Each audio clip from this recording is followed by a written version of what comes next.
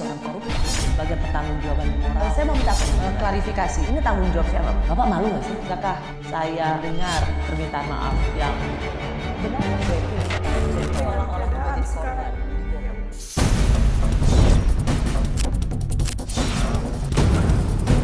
Enggak lah, masa saya intervensi. Kalau saya intervensi, itu merintahkan batalion mana tak suruh duduk situ, itu namanya intervensi. Kiranya dapat disampaikan kepada Panglima TNI dan jajaran TNI atas kekhilafan ini kami mohon dapat dimaafkan.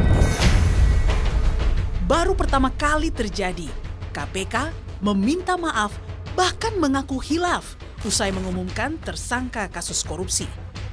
Permintaan maaf terucap usai Komandan Pusat Polisi Militer Marsda Agung Handoko bersama sejumlah personel POM TNI ajukan keberatan atas penetapan tersangka 2 perwira aktif TNI oleh KPK, yang mana salah satunya adalah Jenderal Bintang 3.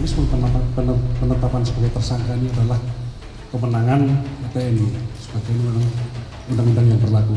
Kami paham bahwa tim penyelidik kami mungkin ada kehilafan, ada kelupaan bahwasanya manakala ada melibatkan TNI harus diserahkan kepada TNI. Kepala Basarnas periode 2021-2023, Marsikal Madya Purnawirawan Henry Alfiandi, diduga menerima suap proyek pengadaan barang dan jasa di Basarnas.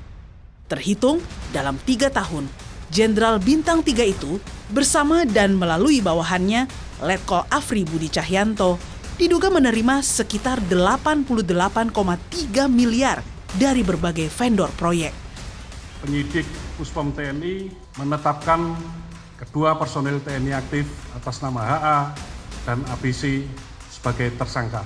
Terhadap keduanya kita tempatkan di instalasi tahanan militer milik Pusat Polisi Militer Angkatan Udara di Halim. Kisru penetapan tersangka Kepala Basarnas tak luput dari sejumlah drama, mulai dari pengajuan pengunduran diri Direktur Penyidikan KPK Brigjen Asep Guntur Rahayu hingga kiriman sejumlah karangan bunga ke gedung KPK yang bertuliskan ucapan bermakna sindiran. Lantas, siapa sebenarnya yang berhak menetapkan tersangka terhadap anggota TNI aktif yang terlibat kasus korupsi? Karena Undang-Undang TNI dan Undang-Undang KPK itu menegaskan bahwa dalam kaitan korupsi, anggota TNI juga bisa disidik dan dibawa ke peradilan melalui proses KPK. Permintaan maaf dan hilaf KPK dengan mempersalahkan bawahannya justru memperlihatkan ketidakprofesionalan KPK dalam menangani korupsi yang menjerat anggota TNI.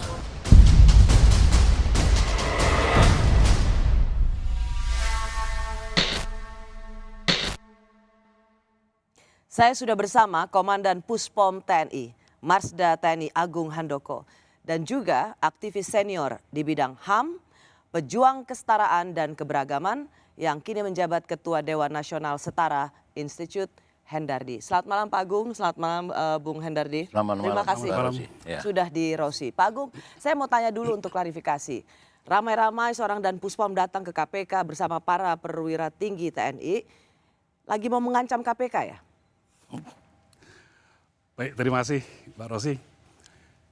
Jadi ya mungkin ini jawaban klise. Yang pertama, kita sama-sama aparat penegak hukum ingin silaturahmi ke rekan-rekan kita di KPK. Kata silaturahmi itu kesannya baik Pak, tapi itu tidak tertangkap di publik. Yang tertangkap adalah para perwira tinggi datang berseragam, loreng, ingin mengirimkan pesan, hei KPK jangan main-main sama TNI. Baik, jadi kita ke sana berseragam loreng memang pada saat hari itu hari Jumat, seragam kita menggunakan loreng. Di luar itu kita menggunakan pakaian angkatan masing-masing. Jadi yang saya bawa seluruhnya adalah aparat penegak hukum. Di mana sudah kita dengar bersama bahwa ada personel TNI yang ditangkap tangan oleh KPK dan diserahkan proses hukumnya kepada TNI. Dari situ kita sudah mengantisipasi dari mulai penyidik sampai dengan penuntut, orjen juga kita ikut sertakan, mendatangi ke sana dalam rangka menanyakan sebetulnya kepada pihak KPK. Kami dari TNI meminta penjelasan apa kewenangan dari pihak KPK menetapkan personel TNI menjadi tersangka. Karena kami ada ranah undang-undang kami di Undang-Undang 31 tentang peradilan militer. Pak Agung, dalam konferensi persnya Pak Agung di KPK kan mengatakan dari tim kami terus terang keberatan kalau itu ditetapkan sebagai tersangka, khususnya untuk yang militer. Karena kami punya ketentuan sendiri, punya aturan sendiri, kami aparat TNI tidak bisa menetapkan orang sipil sebagai tersangka. Begitu juga harapan kami, ya KPK juga demikian. Artinya memang ada ketersinggungan bahwa KPK yang menetapkan tersangka seorang perwira aktif TNI. Ada ketersinggungan itu? Tidak tersinggung sebenarnya, Mbak. Hanya meluruskan atau mendudukkan pada porsinya. Kan Bapak mengatakan tidak terima, kalau tidak terima kan tersinggung. Jangan diartikan seperti itu. Jadi tidak terima kami ini karena bukan pada porsinya. Jadi kami punya porsi, KPK juga punya porsi. Nah itu yang mari sama-sama kita hargai, masing-masing punya ketentuan. Jadi maknanya sebetulnya ke sana, bukan terus dalam arti kami tersinggung atau kurang suka atau apa, tidak ada maksud itu. Oke, nah kalau begitu ketika tidak terima itu Pak, tidak terima di mananya? Ditetapkan tersangkanya oleh KPK atau karena mendengar penetapan tersangka itu dari media massa? Kami mendengar dari media massa. Dari media massa, Betul. itu yang tidak dapat diterima? Iya.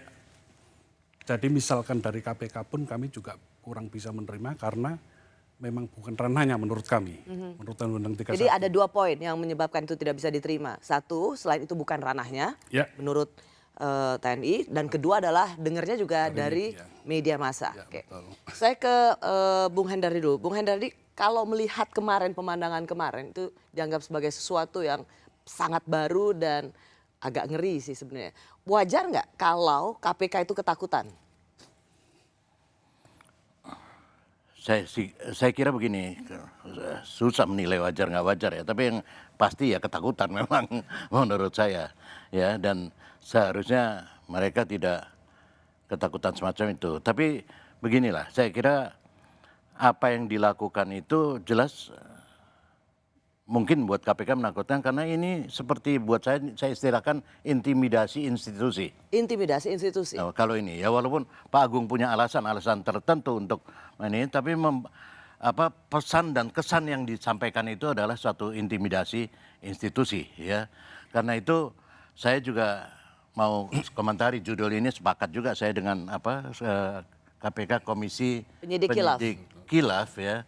Karena memang betul khilaf karena belum lebaran udah bermaaf-maafan ini. Jadi lebih mendahului yang lain ini. Jadi mereka minta maaf sebenarnya karena memang hilaf atau karena takut pada institusi TNI? Saya kira kalau kalau perdebatan wilayah kewenangan ya dari institusi TNI maupun KPK, dan di situ memang nggak akan ada habisnya ya karena dua-duanya punya argumen hukum yang cukup kuat. Namun buat saya semua hal yang semacam itu mesti ditarik ke atas ke konstitusi ya, dan konstitusi menegaskan secara tegas bahwa kesamaan di depan hukum bagi semua orang. Tidak peduli itu militer, itu aktif tidak aktif atau pensiun atau umum ya, itu semua dalam punya kesetaraan, punya kesamaan di depan hukum ya. Itulah saya karena itu memang mungkin ada perbedaan, ada Pak Agung, Pak Dan Puson berpijak pada Undang-Undang Peradilan Militer ya. Sampai yang ke situ menurut dulu, Pak. saya itu warisan Orde Baru yang udah sebetulnya sudah ditenggelamkan dalam tanda kutip adalah oleh Undang-Undang TNI maupun Undang-Undang KPK yang mengamanatkan lain. Bahkan itu merupakan programnya Jokowi periode pertama untuk merevisi Undang-Undang Peradilan Militer. Kita akan mendiskusikan soal itu juga, Bung Hendari. Tapi saya ingin mencari tahu sebenarnya di mana tidak terimanya, karena pimpinan KPK, bahkan media massa juga mendapat rilis dari Ketua KPK di 30 Juli. Ketua KPK mengatakan KPK telah melibatkan POM TNI sejak awal untuk mengikuti gelar perkara sampai dengan penetapan status perkara dan status hukum para pihak terkait. Itu 30 Juli. Dan semalam di program Satu Meja, pimpinan KPK juga mengatakan udah berkoordinasi. Jadi siapa yang bohong? Jadi begitu kita mendapat berita personil TNI ada tertangkap tangan, kita memang dihubungi, Mbak. Dihubungi setelah kami dapat berita dari media, ada staf kami dihubungi, melapor kepada kami perintahkan berangkat ke KPK untuk berkoordinasi. Memang di sana diskusi dan kira-kira sampai menjelang malam, pada akhirnya akan dilaksanakan ekspos di internal. Memang betul, tim Puspom dilibatkan. Pada saat itu sudah ada wacana untuk penetapan tersangka. Jadi dari pihak sipil ada 3, dari pihak TNI ada 2, karena ada pemberi, ada penerima suap. Dari tim kami sebenarnya sampai di titik ini benar ada koordinasi ya Pak? Betul, betul kami akui. Tapi dari tim kami mempersilahkan untuk yang sipil. Kami tidak setuju jika yang militer ditetapkan tersangka. Silahkan ditetapkan yang sipil, untuk yang militer akan kita serahkan ke POM TNI. Begitu maksud kami. Oke, jadi sebenarnya sudah ada pembicaraan, sudah ada koordinasi, tapi waktu itu ada keputusan bahwa silahkan ambil yang sipil, militer serahkan pada kami. Tapi kemudian KPK memutuskan untuk menetapkan tersangka sendiri, konferensi sendiri tanpa berkoordinasi. Itu yang tidak bisa diterima oleh TNI. Oke. Kalau dalam konteks seperti ini, apakah ini sesuatu yang memang prinsipil? Tentang apa? Bahwa sudah berkoordinasi dan sudah ada pembicaraan, silakan sipil diambil, militer kami yang akan tangani. Apakah di titik seperti ini memang sesuatu yang prinsipil kalau dilanggar? Ini kalau ini dikecilkan hanya sekedar masalah koordinasi, ya seperti Pak Jokowi juga menyatakan itu, seolah-olah ini hanya salah berkoordinasi atau kurang koordinasi. Saya kira terlalu kecil. Ada persoalan-persoalan prinsip persoalan utama di dalam persoalan yang terjadi memang yang tidak menjadi biasa ini antara KPK dengan TNI yang yang saya katakan tadi bahwa persoalan pertama adalah soal peradilan militer itu yang masih tetap dijadikan alat, seringkali dijadikan alat impunitas ya untuk melindungi anggota-anggota TNI yang mungkin terlibat di dalam bukan persoalan pidana militer ya. Nah, itu seringkali digunakan. Saya kira itu yang mesti menjadi ini. Dan kedua, jadi Anda melihat bahwa ini lebih daripada sekedar soal koordinasi ya? Sekedar soal lebih lah dari sekedar soal koordinasi ya. Yang berikutnya saya kira juga apa yang dilakukan oleh KPK juga ini apa istilah saya? Udah terlihat kok dari semua pimpinan KPK 3 yang bicara kan. Pertama-tama Pak Alexander Marwata, kemudian permintaan maaf dari Tanak, dan kemudian Pak Firly ya. Ketiga-tiganya nggak ada yang sinkron itu bicara gitu, memperlihatkan bahwa dia ya kalau Anda tanya pertama tadi apakah mereka takut, saya kira takut itu menunjukkan itu takut, saya mau katakan begitu ya. Dan mereka khawatir dengan itu karena ini perkara yang memang tidak ada presidennya menurut saya. Tidak ada presidennya ya bahwa ini. Tapi ini adalah kali pertama terjadi. Betul, tapi saya kira yang saya sesalkan adalah kok langsung minta maaf, padahal menurut saya kalau merasa bahwa ada kesalahan prosedur atau ada pra-peradilan. Anda tidak setuju bahwa kenapa KPK langsung minta maaf? Sama sekali saya tidak setuju. Saya adalah pansel KPK pada waktu yang lalu, ya kan, yang memilih mereka. Satu di antara 9 orang adalah pimpinan saya. KPK sekarang. Pimpinan KPK jadi sekarang. Kalau pimpinan KPK sekarang banyak dikatakan oleh orang terburuk sepanjang sejarah KPK, Anda juga harus bertanggung jawab. Enggak begitu, saya bukan ibu mereka. Ya. Mereka bukan anak-anak saya yang mungkin kalau salah masih saya bela. Tetapi mereka adalah saya pilih karena saya ditunjuk oleh Presiden untuk melakukan pilihan terhadap sekian banyak orang, dan mereka pada saat itu adalah orang-orang yang terbaik. Gitu. Bahwa mereka kemudian bekerja dan ada kekeliruan, saya juga punya kewajiban untuk mengkoreksi mereka. Baik. Baru sekali ini KPK tampak ketakutan menangani perkara korupsi karena menyangkut militer aktif. TNI bersikap, KPK ciut.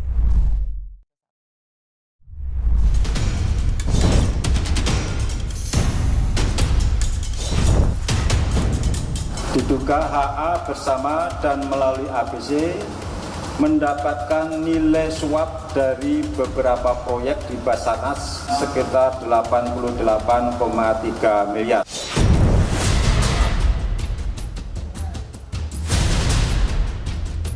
Partai ini tidak bisa menetapkan orang sipil sebagai tersangka. Begitu juga KPK. Enggak lah, masuk saya intimidasi. Kalau saya intervensi, itu merintahkan batalion mana tak suruh duduk situ, nah itu namanya intervensi. Kepada Panglima TNI dan jajaran TNI, atas kekhilafan ini kami mohon dapat dimaafkan.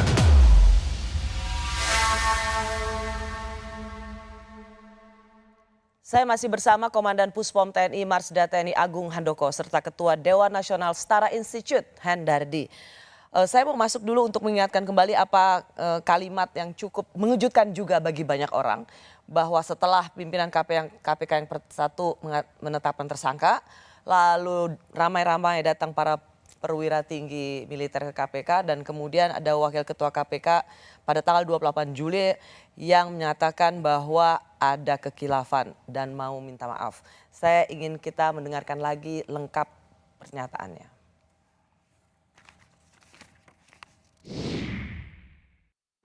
Dalam pelaksanaan tangkap tangan itu, ternyata tim menemukan, mengetahui adanya anggota TNI dan kami paham bahwa tim penyelidik kami mungkin ada kehilafan, ada kelupaan bahwasanya manakala ada melibatkan TNI harus diserahkan kepada TNI.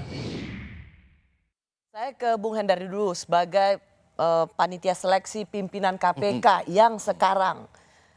Ada nuansa justru menyalahkan anak buah, yaitu penyidiknya. Memang kalau dalam hal ini memang penyidik yang harus bertanggung jawab. Mereka kilaf, begitu nangkep, lupa ternyata tentara aktif.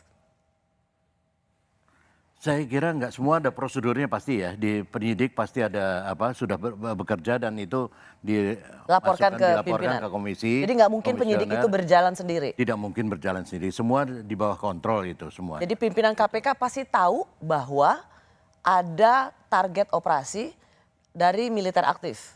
Ya saya kira karena itu kenapa kemudian Dirdiknya, direktur penyidiknya si Pak Asep itu kemudian menyatakan mundur kan, walaupun dia kembali lagi atau apa nggak tahu lah. Saya kira ya, akibat itu karena kemudian seperti dikorbankan kan untuk itu. Waktu koordinasi dengan KPK, ikut berkoordinasi juga dengan pimpinan KPK? Ikut, Pak. Ikut. Jadi, ya? Pada saat kita datang ke sana, saya ikut. Makanya yang tadi kami sampaikan, kami dengan aparat penegak hukum di lingkungan TNI, kami datang ke sana untuk. Jadi ini penting untuk mengklirkan dan mengklarifikasi. Jadi dalam koordinasi antara KPK itu termasuk pimpinan KPK dan Puspom juga tahu. Artinya pimpinan KPK tahu bahwa akan ada status tersangka bagi militer aktif. Tidak mungkin kemudian penyidik yang dianggap hilaf. Kalau yang pada saat gelar perkara kami belum ikut, hanya tim kami yang ke sana.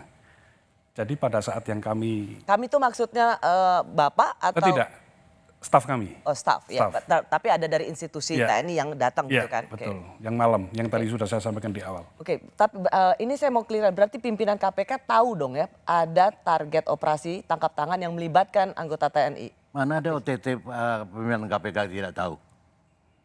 Dari zaman KPK lahir juga tahu lah pasti. Pasti ada laporan. Jadi kalau dibilang penyidik yang khilaf? Dia tidak bilang penyidik yang hilaf, dia bilang dia yang hilaf tuh. Apa nggak tahu siapa tentang komisi. Tim penyidik kami ada kekhilafan. Iya. Ya, tapi saya kira ya itu cara mengkambing hitamkan aja menurut saya.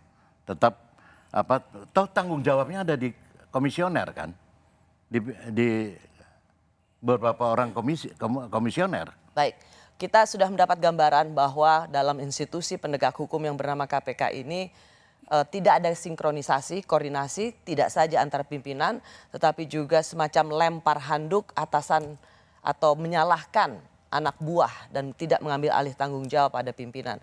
Tapi kalau kita bicara soal khilaf ini dan minta maaf, Bung Herdadi tadi mengatakan harusnya tidak minta maaf. Tetapi kan memang TNI tidak bisa terima kalau kemudian mereka bukan yang menangani atau mentersangkakan anggota militer aktif. Ya, itu karena pandangannya TNI selalu dilandasi oleh Undang-Undang Peradilan Militer yang masih berlaku. Itu adalah warisan Orde Baru yang dipakai terus untuk memproteksi, ya. Tetapi itu dipakai terus untuk memproteksi itu. Sementara ada sudah ada undang-undang TNI, undang-undang KPK yang menjelaskan bahwa tindak pidana apapun itu yang bukan tindak pidana militer itu harus ada di peradilan umum. Nah, itu perbedaan ini. Tapi saya sadar perbedaan ini susah kemudian ditemukan. Makanya kita kembalikan ke konstitusinya bahwa ini merupakan ini adalah kesamaan di depan hukum, itu berlaku untuk semua. Tidak ini jangan ya kalau TNI merasa bahwa dia bisa punya aturan sendiri, punya ini nanti merasa punya negara sendiri. Oke, apa tanggapan Pak Agung? Baik, terima kasih Mbak. Jadi pada prinsipnya TNI taat kepada hukum. Apapun aturannya kita ikut. Nah, sekarang yang kita gunakan adalah aturan yang ada. Memang betul dari Pak Endardi tadi. Sudah ada Undang-Undang TNI 2004 di pasal 65 kalau tidak salah. Itu menyatakan bahwa prajurit yang melanggar tindak pidana umum diadili di peradilan umum. Kalau melanggar tindak pidana militer diadili di peradilan militer. Ya, berarti itu clear kan sebenarnya? Tetapi banyak yang tidak membaca di pasal 74-nya. Nah, di situ di pasal 65 diberlakukan jika sudah ada undang-undang peradilan militer yang baru. Problemnya adalah belum duanya, ada undang-undang militer yang baru. Sehingga undang-undang peradilan militer yang ada yang 31 itulah yang digunakan. Oke, ini penting saya tanyakan gini. Keberatan TNI ini karena yang ditangkap atau ditersangkakan Jenderal Bintang 3 sebenarnya kan udah mau pensiun. Dan kalau sebenarnya 1 hari sudah skepnya keluar ada sertijab, nggak apa-apa tuh TNI? Kami menganut bahwa subjek hukum di peradilan militer adalah prajurit 1. Dan kita mengenal ada tempus delicti. Siapapun itu, selama masih aktif, siapapun itu. Sipil tidak boleh menangani. Siap. Jadi pada saat kapan tindak pidana itu dilakukan, manakala dia masih aktif, itu adalah tanggung jawab kami, walaupun itu sudah pensiun. Oke, ini tadi landasan hukumnya jelas dari Danpuspom, Bung Hendardi, bahwa pasal 74 itu baru berlaku kalau ada undang-undang peradilan militer baru yang sudah dibikin. Jadi wajar kalau TNI masih menggunakan undang-undang peradilan militer yang lama. Yang Anda katakan sebenarnya itu produk Orde Baru yang sudah ingin ditenggelamkan. Iya, dan enggak, saya kira undang-undang TNI dan undang-undang KPK itu tegas menyatakan bahwa siapapun ya, yang melakukan pelanggaran tindak pidana umum itu diproses di dalam peradilan umum, di dalam peradilan umum. Jadi tidak ada pengecualian terhadap militer. Tapi bahwa ada kemudian perbedaan pandangan dan Bapak menyatakan bahwa pasal itu sebelum ada undang-undang militer yang baru itu tidak berarti ya bahwa kita menunggu itu ini karena amanat itu sendiri sudah ada di dalam baik di prolegnas maupun ini. Jadi semangatnya tuh harus semangat ini. Karena itu kita mesti tarik ini ke atas lagi. Kesetaraan di depan hukum.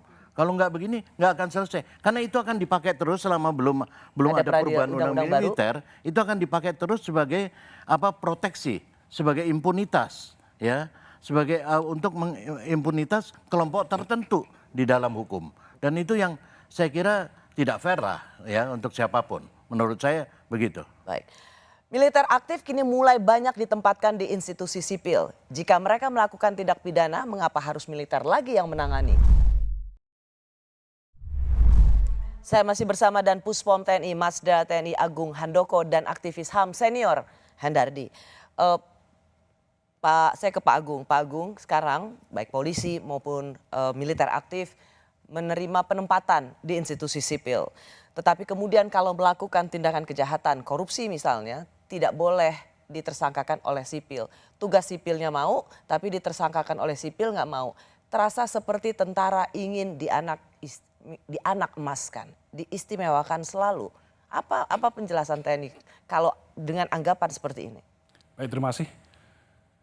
Jadi kembali tadi bahwa subjek hukum kita di peradilan militer adalah prajurit militer aktif. Soal dikatakan bahwa ini seolah-olah mendapat privilege atau impunitas, sebetulnya tidak. Hanya mungkin media tidak pernah meliput bagaimana penanganan hukum di lingkungan TNI. Kalau kita lihat masalah korupsi di Indonesia, dari antara, kalau bukan maksudnya untuk mendikotomikan, antara sipil dengan militer, dengan jumlah yang lebih banyak sipil mungkin, yang hukuman berat baru 2 memang, satu di sipil, satu di militer seumur hidup. Nah ini bisa jadi contoh. Di luar itu banyak sekali Mbak, militer-militer yang dipecat hanya gara-gara berbagai macam kasus. Ini Bapak ingin mengatakan bahwa dengan mereka disidang di polisi militer tidak berarti mereka bisa melenggang kangkung, tidak memberikan impunitas, tetapi ini yang justru menjadi pandangan bagi banyak orang termasuk masyarakat sipil.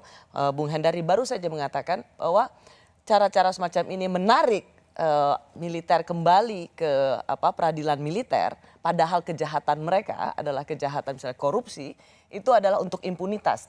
Gimana Anda menggambarkan bahwa itu sebuah kaitan atau sebuah relevansi yang sangat jelas? Itu satu hal ya, bahwa proteksi ya ataupun impunitas itu bakal terjadi karena mereka menangani dirinya sendiri kok gitu ininya ya. Bagaimana orang melihat ini soal akuntabilitas gitu ya. Sekarang misalnya jadi persoalan apa yang Pak Agung sampaikan tadi bahwa saya tidak mempermasalahkan apakah peradilan militer itu misalnya akan menghukum seseorang berat, ringan atau berat ya, karena itu otoritas dan wilayah hakim ya. Yang saya persoalkan adalah misalnya sekarang, tapi yang lebih jauh dari sekedar mengimpunitas dalam pengertian politik adalah sejauh mana keterbukaan akuntabilitas di misalnya orang bertanya bagaimana tahanan militer, apa benar dia ditahan ini semacam itu ya, kemudian bagaimana prosedur pengawasan tahanan dan narapidana militer. Itu aja persoalan teknis yang kemudian akan berlanjut menjadi pertanyaan-pertanyaan. Mengapa tidak percaya? Ya, kalau mereka bisa menangani sendiri kan orang lain nggak bisa lihat. Ya orang di KPK aja diambil kok TSK-nya. Anda lebih percaya bahwa semua prosedur itu biar ditangani oleh aparat penegak hukum yang notabene sipil? Di mana-mana negara demokrasi begitu. Dia tidak peduli militer, tidak peduli apakah itu pensiun atau sudah aktif. Ya, kalau dia melakukan suatu tindak pidana umum ya tempatnya di wilayah peradilan umum. Bagaimana hal-hal seperti ini bisa diterima oleh institusi TNI? Baik Mbak Rosi, jadi masalah impunitas ini ya kami juga perlu kejelasan di mana bukti-bukti bahwa kami mempunyai impunitas. Tunjukkan bahwa prajurit-prajurit TNI yang melakukan pelanggaran hukum dibebaskan atau tidak mendapat putusan hukuman. Kami sangat terbuka dan secara formil persidangan itu harus dinyatakan terbuka untuk umum. Jadi ya mungkin peradilan di lingkungan militer persidangannya tidak menarik media. Dibanding, mohon maaf, kalau ada artis bermasalah, ini akan berbeda Mbak. Nah, ini yang perlu Tapi di sini ada soal sedikit perbedaan. Kalau Pak Agung kan mengatakan soal vonisnya. Percayalah bahwa militer aktif dia dipecat dan kemudian juga hukuman yang tidak ringan. Bapak ingin mengatakan bahwa tidak ada yang bisa melenggang kangkung. Tetapi kan yang menjadi poin kritis dari seorang Hendardi adalah bukan soal vonis hukumannya, tapi selama proses di peradilan itu. Karena antara mereka menjaga mereka sendiri, begitu kan poinnya? Ya, mereka menjaga sendiri dirinya sendiri, dan itu seberapa jauh publik bisa mengawasi itu. Ya, dan saya setuju sebetulnya kalau mau hukuman keras lama ini asal itu tindak pidana militer, ya silakan. Tapi kalau tindak pidana umum, ya itu tidak di peradilan militer. Silakan dijawab dulu. Jadi masalah bukan tadi permasalahan vonisnya, tapi prosesnya tadi saya sampaikan bahwa kita sangat terbuka. Mau mulai proses penyidikan seperti sekarang ini, silahkan. Kami sudah terbuka, silahkan teman-teman media mengikuti.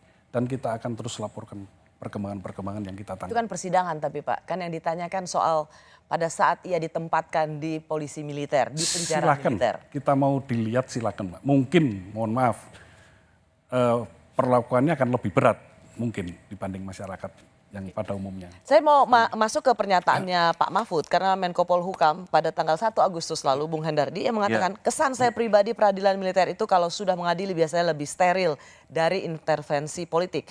Biasanya lebih steril dari tekanan masyarakat sipil. Oleh sebab itu kita percayakan ini kepada peradilan militer dan kita semua akan mengawalnya dari luar. Jadi sebuah justru dukungan bahwa peradilan militer itu Pak Mahfud ingin menjawab sinisme dari masyarakat sipil soal peradilan militer, tahanan militer, pasti antar mereka jeruk makan jeruk. Pak Mahfud memberikan kalimat ini untuk menjawab sinisme Anda. Ya, dia lagi bermain kata-kata, biar aja. Tapi saya kira dia harus elaborasi dong. Bagaimana menjawab itu dengan konkret. Kalau cuma bicara begitu, kenyataannya kan bahwa dia hanya menunjukkan ketidakmampuan Pak Mahfud sebagai Menko Polhukam ya menarik persoalan-persoalan yang pidana-pidana umum yang bukan pidana militer itu ditangani oleh militer. Dia tidak bisa tarik ke ini. Nah, karena itu justifikasi semacam itu buat saya. Jadi kalau Anda selama ia melakukan satu tindakan pidana yang bersifat militer itu tidak masalah ya di peradilan militer. Ya memang itu begitu, memang aturannya itu begitu. Tetapi ketika ia bersama-sama dengan sipil melakukan kejahatan pidana umum, ia harus diserahkan pada peradilan umum. Ya. Jadi dan itu. Ya walaupun perdebatan itu sekarang mungkin karena saya katakan tadi undang-undangnya masing-masing masih ada dan masih boleh katakan sama kuat gitu. Ya mungkin memang harus dicari jalannya ya, misalnya peradilan koneksitas itu merupakan satu cara ya yang bisa diatur kemudian. Tetapi untuk sementara waktu, tetapi ada PR yang paling mendasar buat saya. Ya. PR dan ini karena sebetulnya ini PR-nya pekerjaan rumah politik. Presiden dan parlemen ini memang nggak punya nyali untuk membuat merevisi undang-undang peradilan militer. Kenapa? Dari dulu ya, karena apapun ya saya bicara di depan militer bahwa supremasi militer masih cukup kuat untuk ini ya, powernya masih cukup kuat di dalam politik Indonesia. Itu saja masalahnya, nggak jauh. Jadi persoalan politik kalau semua mau Anda kembalikan ke ini. Kita bisa aja ngakal-ngakali dengan koneksitas, ini tetek bengek segala macam. Tapi persoalan intinya adalah bahwa memang supremasi militer masih cukup dominan di dalam politik Indonesia. Sehingga presiden maupun parlemen, DPR tidak punya nyali, saya mau katakan. Apakah Bung Hendardi, apakah pernyataan-pernyataan seperti ini, karena misalnya banyak juga perwira yang mengatakan ini adalah bagian dari proksi yang tidak ingin institusi militer itu kuat. Pokoknya institusi militer itu dia harus siapa yang nggak pengen kuat? Kalau ngelawan ada musuh dari luar ya harus kuat. Kalau perlu saya terjun juga ikut bantu. Tapi kan persoalannya kita bukan melawan musuh. Apalagi sebenarnya yang menjadi kekhawatiran? Bukankah TNI saat ini sudah mereformasi dirinya? Mengapa sinisme itu masih ada? Ini bukan sinisme, kenyataan bahwa di dalam hukum apa yang namanya azas kesetaraan dalam hukum itu tidak dijalankan. Kenapa? Tadi saya katakan lagi, karena ada beberapa perundang-undangan kemudian yang menghambat. Kenapa kemudian tidak dirubah? Karena politik itu, presiden maupun parlemen yang punya kewenangan legislasi terhadap itu tidak punya nyali. Kenapa? Karena militer masih cukup kuat. Dominasi artinya betul ada perubahan di dalam militer pasti. Ya, banyak perubahan menurut saya, ya. Namun kan kita bicara dalam konteks ini. Konteks bagaimana mengadili militer. Supaya ini tidak selalu menjadi tidak selalu menjadi konflik ke depan. persoalan yang terus-menerus ini, ya. Ingat loh, ini warisan Orde Baru. Presiden Jokowi mengatakan harus ada evaluasi agar jangan ada lagi korupsi di tempat-tempat yang penting, termasuk evaluasi penempatan militer dan polisi di tempat-tempat sipil. Apa artinya? Masih bersama saya dan Puspom TNI, Marsda TNI Agung Handoko dan aktivis senior pejuang kesetaraan dan keberagaman Hendardi. Saya ingin kita melihat lagi, mendengar ulang apa kata Presiden Jokowi untuk mengevaluasi posisi-posisi penting supaya tidak terjadi lagi kasus serupa. Ini pernyataan Presiden. Pak, soal Kabasarnas polemiknya bagaimana Pak? Polemik Kabasar penangkapan tertangkap. Ya itu masalah, menurut saya masalah koordinasi ya. Masalah koordinasi yang harus dilakukan. Semua instansi sesuai dengan kewenangan masing-masing menurut aturan. Udah, kalau itu dilakukan rampung. Pak, ada evaluasi perwira tinggi TNI yang menduduki jabatan sipil nggak? Karena akhirnya kalau ada masalah hukum ke depan akan terjadi konflik seperti Kabasarnas. Semuanya akan dievaluasi. Tidak hanya masalah itu, semuanya. Karena kita tidak mau lagi di tempat-tempat yang sangat penting terjadi penyelewengan, terjadi korupsi. Jadi kalau kita kembali apa yang dikatakan Presiden, ditekankan lagi oleh Presiden, kuncinya hanya koordinasi, Bung Hendari. Jadi tak lebih dari itu, andaikan ada koordinasi pasti ini tidak terjadi lagi. Jadi nggak terlalu jauh ke soal peradilan militer, amandemen undang-undang militer gitu. Ya respon teknis dari Pak Presiden ini menurut saya menggambarkan sebetulnya pemahaman yang minimal dari Presiden sendiri. Dan lemahnya pemihakan justru Pak Jokowi terhadap pemberantasan korupsi. Dan juga pelembagaan persamaan di depan hukum. Ya dia hanya ini karena hanya soal koordinasi. Dia tidak menangkap Pak Jokowi tidak menangkap suatu potensi impunitas yang selama ini melekat pada oknum TNI yang melakukan satu tindak pidana korupsi atau tindak pidana umum lainnya. Ini telah mengafirmasi satu asumsi banyak pihak bahwa sejauh ini seperti pengadaan barang dan jasa, kemudian termasuk pengadaan alutsista ya di institusi TNI, di Departemen Pertahanan atau di Kementerian Pertahanan atau institusi sektor keamanan yang lain itu sulit memenuhi kewajiban standar transparansi dan akuntabilitas. Itu saya kira yang mesti ditangkap, jangan cuma melihat ini kok seolah-olah tidak ada masalah. Besok-besok timbul lagi masalah semacam ini menurut saya. Saya berikan Pak Agung. Jadi terkait dengan impunitas tadi kita sudah sangat terbuka. Sekarang mencari informasi apapun akan sangat mudah. Ada asas hukum, tapi ada lagi untuk militer. Itu yang perlu diperhatikan adalah untuk kepentingan pertahanan. Nah ini banyak yang tidak dipahami oleh masyarakat. Oke. Jadi kenapa itu tidak di peradilan umum?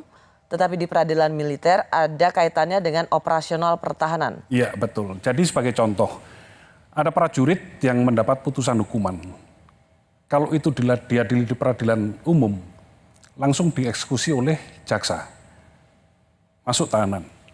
Tetapi untuk di peradilan militer sama, eksekutornya adalah auditor militer. Tetapi masih ada lagi ketentuan bahwa seorang ankum atau komandannya kalau boleh dikatakan bisa menunda pelaksanaan itu. Nah ini bisa diasumsikan bahwa ini intervensi terhadap impunitas. Nah, padahal kepentingan menunda itu ada ketentuannya. Kalau si prajurit ini mungkin punya keahlian khusus yang tidak dimiliki oleh prajurit lain, sedangkan dia akan digunakan untuk operasi. jika ini masuk tahanan, operasi bisa tidak berjalan. Misalkan seperti itu. Wah, Nah, ini kan artinya, tidak. Maaf, berarti ada seorang, misalnya, dia membunuh warga sipil. Gitu. Tapi karena keahliannya dibutuhkan, si pembunuh ini yang harusnya ditahan, dia bisa tetap bertugas atas nama operasi pertahanan keamanan. Bisa, misalkan itu memang betul-betul, tentunya dengan pertimbangan yang matang. Ilmu yang dimiliki memang tidak dimiliki oleh prajurit lain. Hanya satu-satunya dari sekian Betul. ratus ribu prajurit, Misalkan demikian. hanya dia. Misalkan Tapi demikian. batasannya apa? Ya kemampuan tadi Mbak, kemampuan spesialnya tadi. Yang itu digunakan untuk suatu operasi. Ini yang kemudian dianggap sebagai bagian dari impunitas. Hanya karena ia punya keahlian, tapi kemudian dijadikan alasan sebagai dia harus melakukan satu tugas yang untuk demi kepentingan Sebetulnya bukan bela alasan negara. menurut kami, karena kaitannya memang untuk kepentingan negara, misalkan untuk kepentingan negara ini. Jadi seorang prajurit yang sudah terbukti melakukan kejahatan pun dia masih bisa ditunda hukumannya. Bisa, bukan berarti hilang hukumannya, Tidak hanya berarti ditunda. hilang, hanya ditunda. Iya, Setelah dia melakukan tugas negara, ya harus melunasi hukuman. itu sebenarnya argumentasinya. Ada tugas demi kepentingan silakan negara. itu di peradilan militer kalau melakukan tindak pidana militer. Tapi kalau dalam kaitan dengan tindak pidana umum nggak bisa menurut Betul, saya. justru itulah mengapa ada kepentingan prajurit aktif tetap di peradilan militer. Ya itu dua sisi dalam satu mata uang yang bisa ini. Satu sisi bisa memang mungkin betul ada ini. Tapi saya nggak tahu case-nya semacam apa. Tetapi kalau di lain pihak itu bisa terus-menerus dipakai sebagai impunitas. Jadi apa lesson learned, apa pelajaran terbaik dari kasus ini? Baik, jadi kita sebagai aparat penegak hukum, sama-sama aparat penegak hukum, memang alangkah baiknya kalau kita saling bersinergi. Kita saling mengisi, justru jangan sampai ada celah. Seperti kejadian sekarang, banyak polemik, akhirnya menguras energi kita, menguras tenaga kita. Jadi kembali tetap hanya dikoordinasi. Iya. Salah satu misalnya anggota Komisi 3 mengatakan bahwa TNI merasa dilecehkan. Tapi apakah TNI juga merasa dilecehkan akibat perbuatan Kabasarnas yang mengkorupsi alat-alat kemanusiaan untuk mencari korban celaka dan bencana? Jadi Panglima juga sudah tegas bahwa beliau sangat kecewa dengan kejadian ini. Saya kira kita sebagai prajurit harus bisa menjabarkan bahwa hal-hal seperti itu tidak boleh terjadi lagi terhadap seluruh prajurit TNI. Anda, Bung Hendari, Anda mengeluarkan pernyataan yang cukup tegas agar Presiden menerbitkan Perpu untuk mengubah Undang-Undang Peradilan Militer demi menjawab rasa keadilan yang terusik dan pelanggaran prinsip kesamaan di muka hukum. Inikah lesson learned dan jawabannya adalah Perpu itu? Ya, jadi saya tetap berpendapat bahwa harus ada upaya segera ya untuk merevisi Undang-Undang Peradilan Militer. Bisa dengan modal fast track legislation ya, membuat undang-undang ini, atau dengan Perpu ya, atau dengan Perpu, bahkan dengan Perpu tanpa tindakan yang segera. Saya kira belajar dari kasus ini, kan Anda tanya apa yang bisa pelajaran ini adalah kepercayaan publik pada lembaga KPK itu tidak akan pulih, dan kepercayaan publik demikian juga kepercayaan terhadap TNI itu juga begitu. Tapi saya juga mengusulkan bahwa di dalam konteks penanganan ini peradilan koneksitas itu bisa dipilih untuk merecovery rasa keadilan yang terusik ya, karena peradilan koneksitas memiliki beberapa preseden di beberapa di banyak kasus ya, ini yang ini. Tapi kalau ditangani sendiri-sendiri ya orang ini yang kan berulang. Targetnya sendiri-sendiri atau koneksitas, Pak? Untuk sementara kami akan laksanakan splicing, jadi sendiri-sendiri. Tetap sendiri-sendiri untuk Tapi sementara. tetap koordinasi. Kami sampai sekarang masih koordinasi ketat dengan KPK untuk menangani ini. Masih berjalan sekarang. Oke, tetap sendiri-sendiri. Itulah pesan dari Dan Puspom TNI. Baik, terima kasih Pak Dan Puspom sudah memberikan penjelasannya di Rosi, juga untuk Bung Hendardi yang telah memberikan perspektifnya di Rosi. Saya Rosyana Silalahi, terima kasih sudah bersama saya di Kompas TV. Tetaplah di Kompas TV, independen, terpercaya.